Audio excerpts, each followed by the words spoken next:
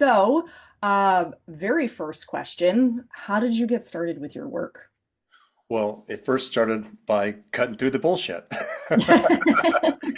Cutting through the bullshit with myself and becoming accountable for, say, the problems that were in my life. And so that that includes getting a couple DUIs, having toxic relationships, recognizing that no matter how much I pushed forward, I would self-sabotage and things wouldn't work out.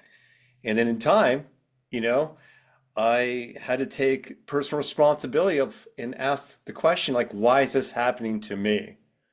Because for Hmm. other people, it seems like they're moving forward. Maybe they don't share their obstacles that they go through. However, I just recognize that it just seems harder for me. And that led to me seeing a therapist. It led to working with many other healers, to Mhm. even, I had IBS and I don't have it anymore. And in the book, You Can Heal Your Life by Louise Hay, Love that the book. what they say is that it has to do with just hanging on to stuff, hanging on to Mm. stuff. And that addressed, say, my control issues.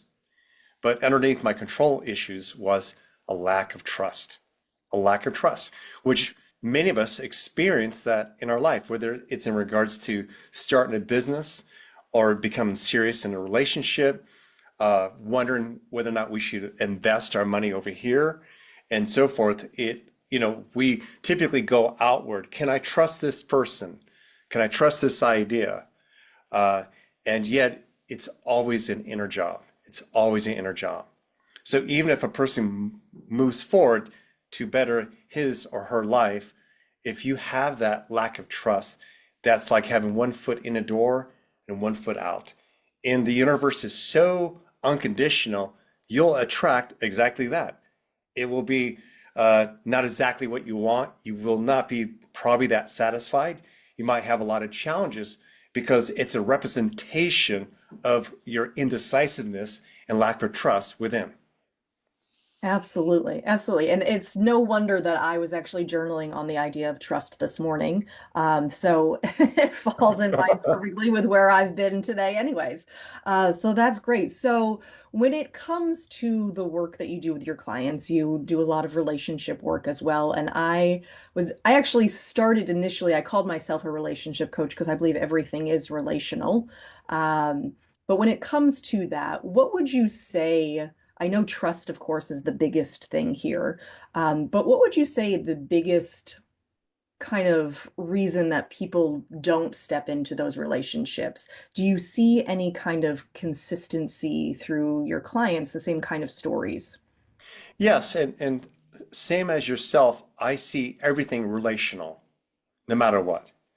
And so if you really were to get to, say, the hidden belief, meaning the hidden belief that's behind not leaning into something and discovering that there's a lack of trust within ourselves, there's a possible chance also some of the thoughts that might come up are these. Can I trust I can walk away from this person?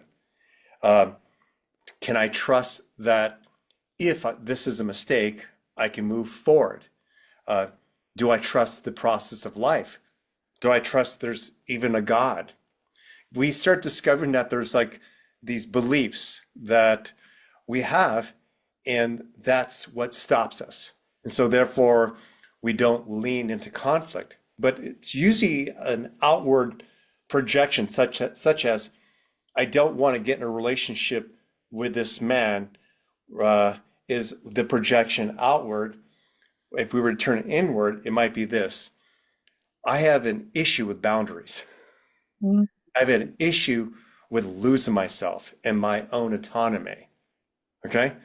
I wrote a book called All It Takes Is One that uh, talks about this. The subtitle is drop. I'm looking over here because I forgot even the name of it.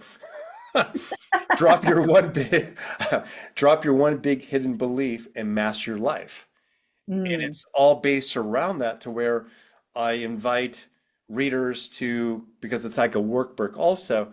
where as an example, if we start talking even about trauma, a person might say that I was molested or I had abusive parents, and that is why I'm afraid to be in a relationship. Then we might go a little bit deeper and we might recognize, oh, uh, that I became a very untrusting person. And if they're working with a traditional psychologist, that's they'll just stay there. That's it. I have attachment issues, I have trust issues, but that doesn't feel resolved, and that's not what the client wants. So we have to go a little bit deeper. And what is it, if you're not to be able to trust yourself, what would you be afraid of? I'll make the wrong decision. Um, I'll become a people pleaser. I'll caregive for this man. I will, all those things. And so when it becomes transparent, you can change it. When it becomes transparent, you can change any behavior. And so when people say, I can't do this, I'll hear that as an excuse still, no matter what. I can't do this. I'll hear that, and they'll try to argue for their limitations, but always we arrive to that hidden belief that's really stopping them. And then what might surface is this: oh my God, I got to take personal responsibility. Oh my God, I might lose some friends. Oh my God, I might have to actually uh, work on myself. Yeah. Absolutely, absolutely. And I love that. I love the title of the book for starters, because I absolutely believe that it's one simple shift. You are one simple shift away from a very eye-opening, very different life. And like you, I hear the excuses immediately, right out of the gate. You're like, but is it true? And so love this conversation already. So you did mention the trauma, and you have your degree in clinical psychology. So you mentioned that with a regular psychologist, people get stuck at a certain part where they just relate to that. So how does your work take them a little bit deeper there? Yes, well, in traditional therapy, it's about the process in honoring a client's feelings, which is utterly important. It's a first step. And I spell it out also. By the way, if I keep referencing my book, I'm not trying to push it out there. It Oh just, no, you're good. It's a great place to answer all those questions okay, and okay. totally And check it out. Don't feel bad for that. one of the reasons why the book was written was because honestly, it's a lead magnet, meaning I'll be honest, I sold 5,000 copies, but I'm still negative in promotions. So, yeah. So, um, but it's a tool when clients decide whether or not they want to work with me. I'm like, well, you don't have to like pay for my coach, and just you can read the book right now on Kindle for free, you know? But Right. there's a section I talk about the typical process of healing. And first it's this. Number one, it's that you finally recognize I have a problem. God, Yep. after, I've been married 5 times, maybe it is me. You know what I mean? So Yep. The I common moved, denominator. Yeah. I moved 5 different times, and everywhere I go, I somehow discover the assholes. Maybe I'm the asshole. You know what I mean? So it's just that you're no longer in denial. Then number two, it's you start talking to your friends about it. Hey, do you think I'm an asshole? Yeah. Or you just start talking about, do you see this in me? To you just maybe you go to, uh, but you start having a conversation. Then the third step typically is you go to a professional, maybe. It's where you might see a coach or a therapist, you might go to a retreat, you might do plant medicine, whatever your permission slip is to access your consciousness. But that's the next step. You've realized, oh my God, my friends are biased. Yeah. Or how about this? All my friends are assholes just like me. I Yeah. can't go to them. All right. So you start working with a professional. And with that professional or expert, usually we go to the place of past experiences, your childhood stuff, to feelings you push down. That's the fourth step, and that's important. But that's where most people get stuck, and they'll pull out their journal. This is why I have this problem. Okay? Yeah. But no, you are what happened is that you finally recognize the influence. You Mhm. recognize how you integrated this negative experience. You recognize how you blamed yourself for that bad experience. The fifth step is what do you want to do now anyway? The fifth step is recognizing, well, that's what I knew back then. What can I do now? And that's what's Mm. spelled out in my book. That's how I work. So with every client, it's going through that discovery. When they finally reach out to me, they're on step three. Yeah. Yeah. Yeah. Awareness is absolutely the biggest thing. And it's so funny because I'll be in conversation and one of my clients will say something and I will bring the smallest thing to their attention and they go, wait a second, have I been doing that the whole time? Like, yeah, you have. Maybe. And then they'll talk to their spouses and their friends and they're like, do I do this all the time? And they're like, actually you do, but we never they're like, why wouldn't you tell me that I did this thing all the time? And it's, some people don't feel like they have permission to call other people out on their stuff. Um, but I'm sure you have friends like I do who will call me and say, tell me what I'm doing wrong. Why is this happening? And I'm like, well, I can tell you, but do you want to hear my advice or do you want to just vent about the thing that's happening? And just being very crystal clear because not everybody wants to hear. Not everybody wants to cut through the BS. Some people just want to stay stuck in their problems.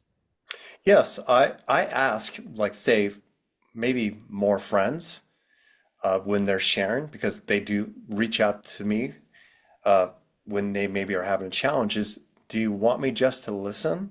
Hmm. Do you want me to offer any advice? And I ask that, because the thing is that that agreement has to be reached. Right, Bottom right, line, even with right. clients who are paying for my services, some that are hypersensitive, uh, I will still ask. I go, how comfortable are you with feedback? Because in my process, I'm really direct. In fact, if you read like a bunch of reviews about me on Yelp, that's the main thing that's shared Mm, is how I just go right for it. I yep. just go, and so we might talk about their relationship with feedback because if they can't handle feedback and they start getting defensive in coaching or anything I'm offering, it's just not going to work. And Yeah. so I go over that. In fact, that's why I do the free discovery call also with all new prospective clients. And I ask that, how comfortable are you with feedback? Because I will not coddle you. I will Yeah. not coddle you. And so, and I might use the example if I was your personal trainer and and no matter, and I have worked with hundreds of clients and that they stuck with this strategy, which meant also looking at their diet and Mm, being consistent, but you're showing up, you're actually getting fatter. I know it's not my method. I know it's not this process. And so I would want that person to be accountable. Like, what are you yeah. really doing? And then they might admit, oh, I've been sneaking in Big Macs and blah, blah, blah. I'm like, well, are you really ready to do this? And Mhm. so, you know, we clients have to be accountable. People have to be accountable and ready to receive feedback in order for there to be any type of change. Bottom line. Absolutely, absolutely. And it reminds me of, just simple conversations that I have even with my children, right? Like, do you want to know the honest truth about this conversation? Especially with my older two who are in high school. My son learned very quickly that you can't go around gossiping because you'll accidentally tell the wrong person and it will come back and kick you in the ass. And Hmm. he said, Mom, I said something to somebody that an adult had said to me initially, and it's now been found out. What do I do? And I said, well, you have to take ownership for it, honey. But can you just talk to them? And I said, no, I'm not going to talk to them. I said, this is an important relationship for you. You have to have an adult conversation and apologize that you did the wrong and move forward. And to just watch him kind of shrink back and irk about the whole conversation and test it out with me. He ended up did having the conversation, but it's so interesting to see kind of that in real time, especially with clients, where they're like, you can see their body language shift when you tell them Hmm. something that lands different. And I have the same thing in my consultation calls. Listen, I'm going to be tough on you. There are some calls you're going to get off and you're going to want to say F you and you're never going to want to speak to me again. I Hmm. said, but the work that we do is going to resonate and repeat for a couple of weeks until we speak again, and you're going to benefit from it in the long run. So go ahead. By the way, awesome parenting. Thank you. Yeah, yes. And what's interesting is that those listening to this really listen to Stephanie because she's guiding her son to lean into conflict and discomfort. Where else are they going to develop that skill set? Right, right. You know, or don't do that and they'll just pay for a therapist when they're in their 30s or 40s. Yes, absolutely. Absolutely. And I do joke with people. My husband hates when I say this, but I'll say, we're going to screw up our kids. We're either going to love them too much or not enough. Either way, they're going to need to speak to somebody regularly about us. He doesn't love it, but it kind of takes the pressure off of parenting because yes, it is a big job, but I could totally screw it up with my kid thinking I'm doing the greatest thing. And if I sit there and overanalyze it, Mhm, I'm going to be curled up in the fetal position and never leave. mhm, Uh, and so that is, that's also something I discuss, right? Like we're going to get it wrong mhm, regularly. And you have to be okay to make mistakes in order to get better at it. mhm, But there's that fear of, well, I have to do it right the first time, otherwise it's not worth it. You don't ever get it right the first time. And the problems that your clients and my clients come to us with, it's probably not the first time they've seen it, right? You just mentioned this, where am I the asshole or is everybody else the asshole, right? Like they keep showing up for us to have an opportunity to actually look at it. It's not there to just be a painful reminder. yeah. You talked about the synchronicity of trust this morning, correct? Hmm. Well, there's one with myself because the conversation you just shared about your son, I had something similarly happen with my son today before I dropped him off at school. And my son's 10 and a half, and he's quite precocious. And I raised him that way. And he's been with me full time since he was 4. So I don't really have much help from the co-partner. Uh, Hmm. so he's been kind of drilled with all of this information at a very young age. And I've been absolutely transparent with him about everything. And my girlfriend forwarded a text message from a friend, and it was her sharing her concerns about a boy my son was hanging out with. And it felt and like gossip.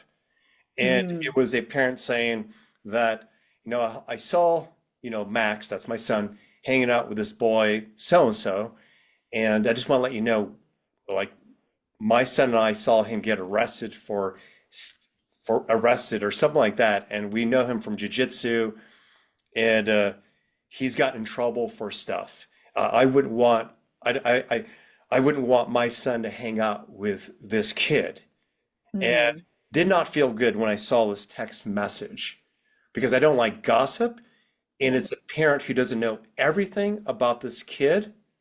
She's somewhat saying that like she's kind of singling him out, and so I sat down with Max and I let him read the text message. I Hmm. said, "What do you want to do with this?" He says, I go, "Do you want to say anything to your friend?" He said, "I don't know." I said, "But you have information about him right now." And I go, "This is circulating out there, and I got the information." And I said, "I like this kid. I like this kid's character. And I know who to trust and not to trust. I was raised by a Marine, and there's 2 boys that he said he didn't trust. Both those boys ended up in jail. I mean, and there was Mm. boys who had stolen some things, who've gotten in trouble, whatever the case was. My dad liked that boy's character, and sure enough, those boys turned into great men, great fathers. You know what I mean? Hmm. It was just a moment in their life. And so I shared with my son, I said, well, there's been things shared about you before. And I go, what if you went to new school and someone avoided you because they had this information? And he said, well, I probably want to know. I said, yeah, you don't have to care about what they say, but wouldn't you want to participate? I said, would you want to allow your friend to participate in this? Would you want to share this in a way where he can participate and state his case of what happened, maybe how he changed, what he learned from it? But the thing is, this information came to our family, so it's up to you. I know it's an adult conversation. I said, but it's a situation where you can lean into that. And I said, when I see him, I will ask him also, and I want to let him know the potential I see in him, if he has gotten in trouble before, because I have as well. I did a lot of stupid shit when I was younger. Right. Yeah, yeah. But I Yeah. also live in a town where here's a few things. The woman that shared that is a helicopter mom. Okay? Yep. Yep. All right. All right. And so there's that. And then two, I live in precious Ashland, Oregon, where they shelter their kids a lot here. It's a bubble. Like it's primarily white people and um yeah, the kid's Hispanic. So I don't know why I got a little triggered by that a little bit. But like it's like they're so afraid of anything Mm, here that the kids are, I would say, kind of not developed in like skill sets like survival to yeah. just not independent. Like they're almost 3 to 4 years behind socially and emotionally. A lot Mm, of them. I'm not talking, and just this is more feedback, what I see. And so when I see this kid, I see great character. He's expressive. Like I could see how he could be judged for something. And yeah. so I just went on a tangent about that. I don't know why. I guess I had to No, get that off my chest. no, it was perfect. It was perfect. Yes. Like I said, I enjoy the conversation side of my podcast. Certainly not it's great. Wherever it goes, it needs to go. But yeah, no, I love having those conversations and Yeah. I try to have them, especially with my children, because I want them one, and this was one thing I've al always said to them from the very beginning was if you hear something at school you don't know what it means. You come to me, I will tell you exactly what it means, and we will discuss whether or not this thing gets repeated, right? Because Mhm, when they were younger, they would come home with all these different words, mhm. and you're like, What did you hear at school today?" Right? But I wanted them to get used to, hey, mom, this is new. I haven't experienced this. How do I handle it? So, those are conversations that I have all the time, especially with four kids. You have all these different energies Mhm. constantly competing for attention, and it's how do you manage it while also remaining put together as a parent because each one of your kids is a reflection of you as well. Yes. So it's like, right, it's like, okay, how do I heal this part of me that's annoying me from that kid? And how do I focus on that part of me at the same time, right? So parenting is just this beautiful mess. Mhm. Yeah, to just dive into all of that right You know, there. I think our generation is a little bit different than the baby boomers in a sense of, as an example, I worked with Dr. Daniel Siegel, who wrote several children's books, but the main one was Parenting from the Inside Out. Mm, It's all about looking at your child within yourself, you know? yeah.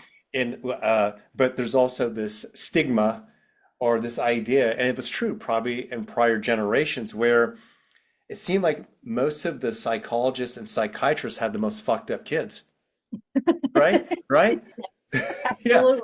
Yeah, Absolutely. yeah, yeah, yeah, Yeah. yeah, yeah. So, Yeah. and I think it's because there was still a lack of transparency.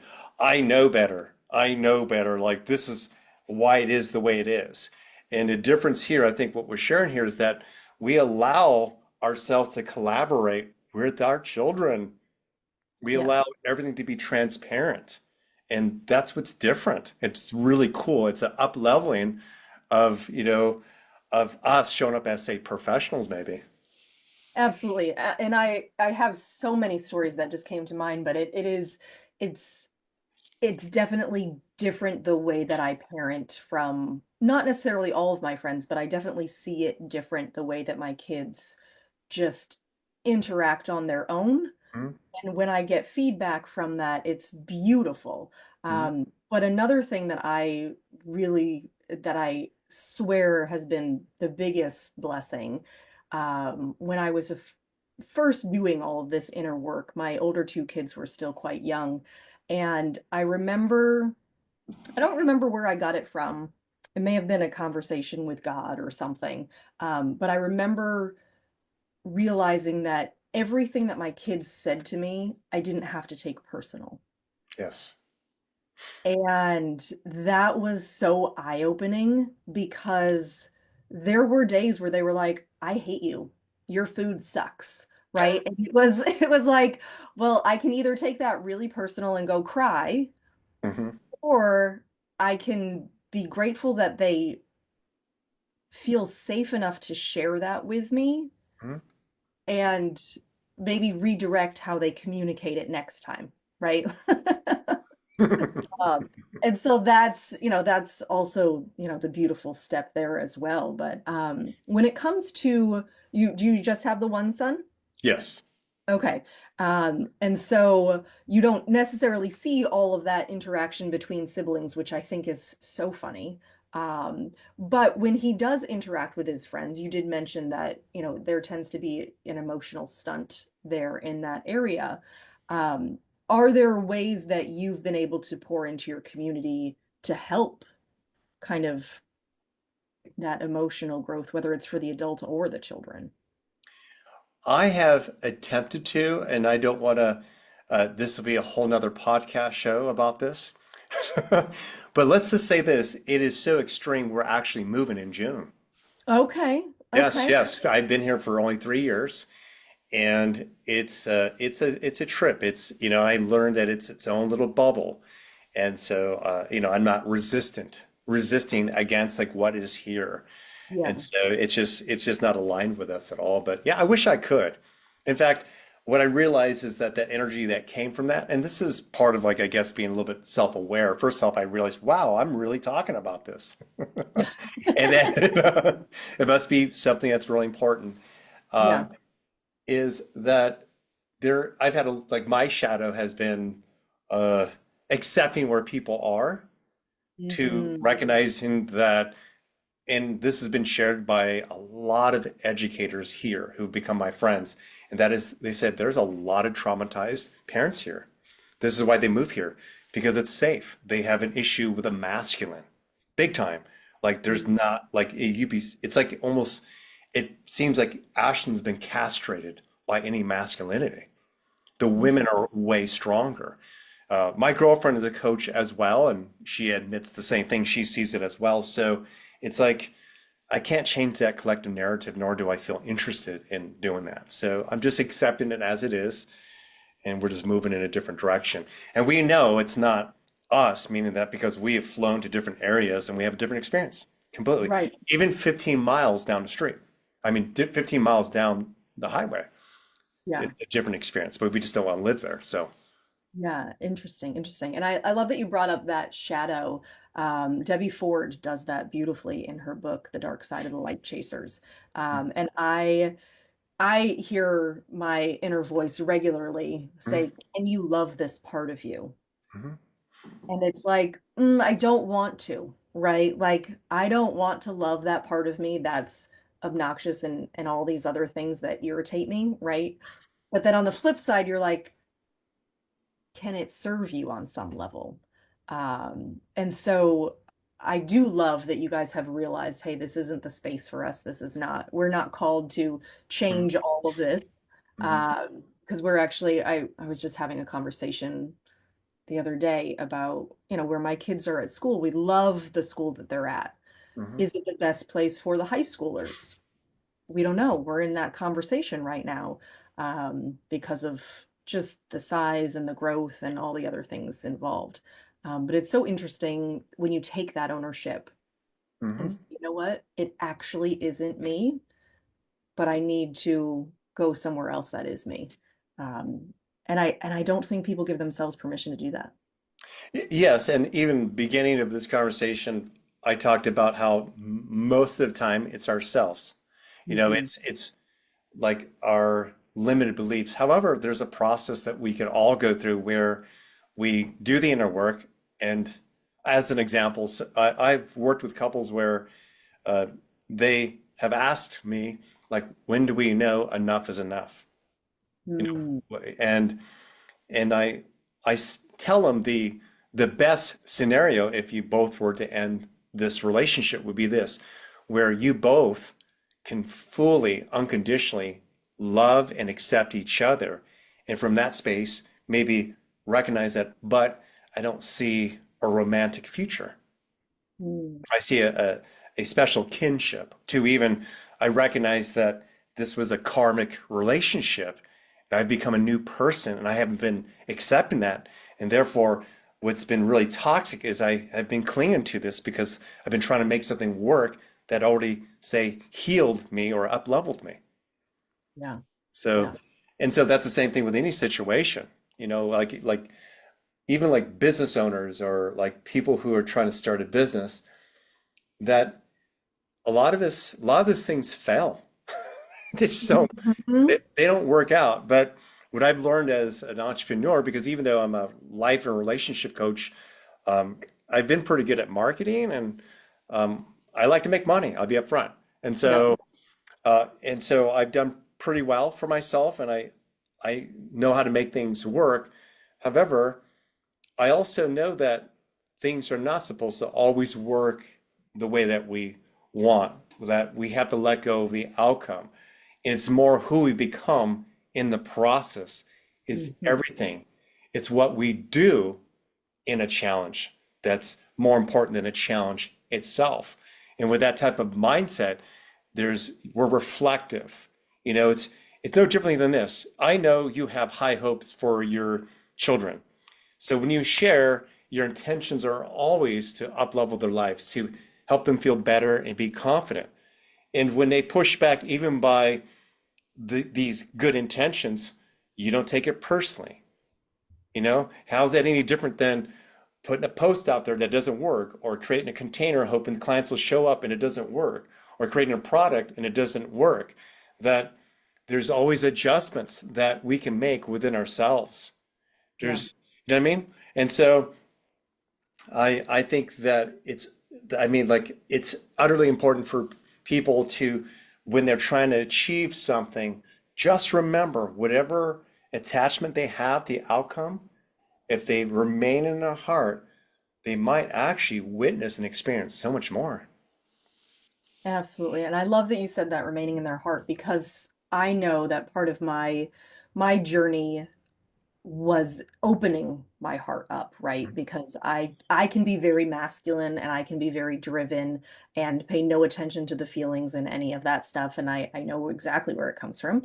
Um, but being able to connect with somebody on that heart level is very different, and tuning into that also results in very different kind of path and journey there as well. And I know that you and I could probably chat all day about this, but we are at about 45 minutes. We're just at about 40 now. And so I don't want people to start to get their eyes glazed over or anything like that. We want to keep them here. So what would you say is, your biggest, and you've already mentioned it, but just like the biggest, I guess, takeaway that people should have from our episode today? Well, if the emphasis is about cutting through the bullshit and having a positive mindset, it's recognizing that let's say the bullshit or the limited beliefs are within. We have a lot of excuses. And by asking those questions, like say Byron Katie Yeah. asks, such as, is this true? To who do I become when I have these thoughts? To who would I be if I didn't have these thoughts? That we can change anything, bottom line. And so I see every life opportunity as feedback to where we are right now consciously. Everything. Everything is an extension of ourselves. And so, sure, something might not be working the way that you expected. And I'm not saying deny the emotions of anger or sadness and whatever. But I guarantee if you stay in the positive mindset, or at least keep your heart open, you'll recognize that there's aspects of what had happened and didn't work out that is an extension of yourself to still heal. Bottom line. Mm, And this doesn't mean that, oh, well, does this mean that I'm just going to have one relationship after another relationship and just go, oh, great, I'm happy and positive? yeah. Or another business endeavor where it's like, it didn't work out again and like I'm losing money. It's not that. The point is this, it's that if you really are taking the lessons in from what is happening, you'll start seeing things show up in a better way, in an easier way. Bottom line, Yeah. bottom line. It's Yeah. just how it works. It's how my life has worked. And whenever I see stagnation in my life, I know that I'm hanging on to something. There's something I'm blocking. Mm. Yes, absolutely. The reflective part of life, most people don't actually pay attention to. They're just kind of going through the motions Mhm. for sure. But you did mention something, and I just want to touch on it real quick. You had talked about how you know, everything you can pull apart everything and just kind of reflect on all of the things. And when it comes to our personal growth, how do we balance being reflective and continuing to make progress? Because you and I both know that you could spend days and hours and weeks thinking about all the things that did or didn't work and what it means. So, how do you find the balance between moving through the thing as well as finding the meaning in the thing? Yes, there's a lot of people in healing space that are more interested in processing over progressing. Hmm. So you need both. You need the feminine and the masculine. Yes. And the balance would be this. Are you having fun yet? I love How you feeling? That's the indicator, bottom line. And so because when you're processing and if you're kind of wallowing uh, Mm, and you're not feeling good, do not expect the next actions you take to maybe achieve the results you want.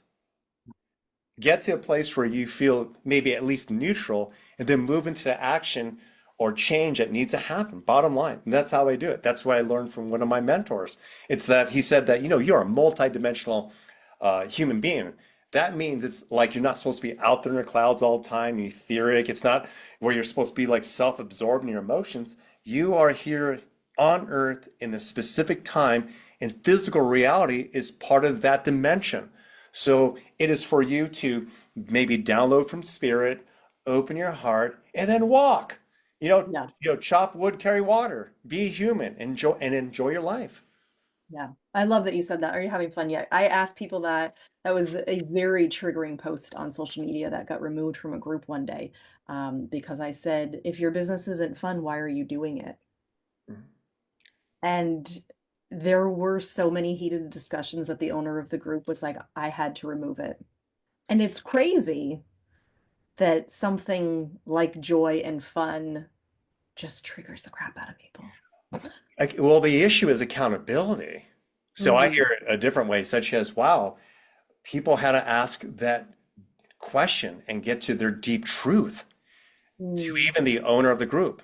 She, I'm not judging, but maybe they lacked a little bit of their own accountability to actually manage the emotions of the triggered group. yeah. That's how I hear it and feel it. Yeah. No judgment, but we need to be accountable. It's okay. Yes. Yeah. Radical responsibility. It was just Yes. somebody was just talking to me about the extreme ownership. There was a Navy SEAL who wrote that book called Extreme Ownership. And it's interesting that people just I told one mentor one time, it would be really easy if I could just blame everybody else for my problems. Yeah. And he Your got a life good would still kick out of that. suck though. Your Right, life would right. still You're right. suck though, but It at would. least you think it's the cause is outside of yourself. Yes, absolutely. Which is, I was like, it would be much easier if I could just blame everybody for all my issues at this point. Well, thank you, Dr. Ray, Thank for you. your time today. I will include all of your links in the show notes so that people can reach out to you as well. Where is the best place for them to find you? My website, which is raydoktor.com. So it's raydoktor.com. And there's free giveaways. There's a link to my book and a link to a group that we're doing. And Yeah, pretty easy to get a hold of, and I have a lot of stuff on YouTube as well. Excellent. Excellent. Well, thank you again for your time today. And this episode, I'm excited for it to go up. It will go up on YouTube and on the podcast as well. So I will make sure to send all that information to you too. Thank you. And final last words, I always say this at the end of my episode, is be you because the world needs more of you. Amen.